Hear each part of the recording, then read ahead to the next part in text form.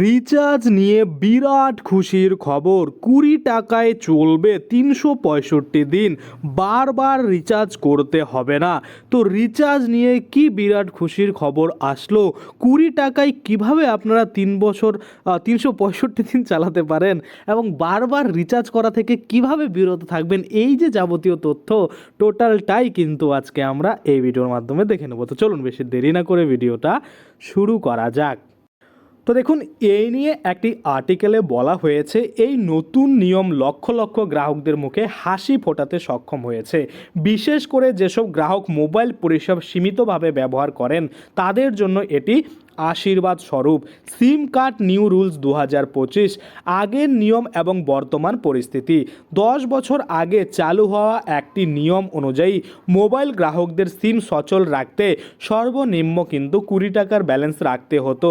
এই ব্যালেন্স দিয়ে ফোনটি সচল রাখা সম্ভব ছিল, কিন্তু বর্তমানে এই সীমা বেড়ে 199 টাকায় দাঁড়িয়েছে।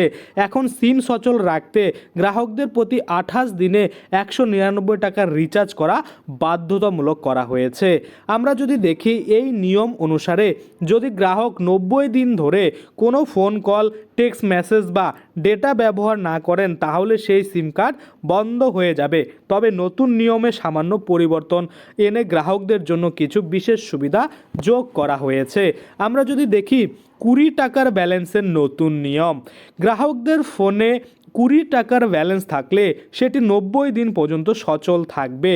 90 দিন শেষে যদি ব্যালেন্স না বাড়ানো হয় তবে সিমটি আরও 30 দিন চালু থাকবে। যদি ব্যালেন্স 20 টাকার নিচে নেমে যায় সিমটি বন্ধ হয়ে যাবে। তবে বন্ধ হওয়ার 15 দিনের মধ্যে যদি ফের 20 টাকার রিচার্জ করা হয় তাহলে সিমটি কিন্তু পুনরায় চালু হয়ে যাবে। আমরা যদি দেখি কারা সবচেয়ে বেশি উপকৃত হবেন, যারা মোবাইল ফোন কম ব্যবহার করেন, যারা শুধু ইনকামিং কলের জন্য ফোন সচল রাখবেন, গ্রামীণ বা নিম্নবিত্ত পরিবারের সদস্যরা যারা ডেটা বা SMS পরিষেবা ব্যবহার করেন না তাদের জন্য কিন্তু এটা দারুণ একটা খবর।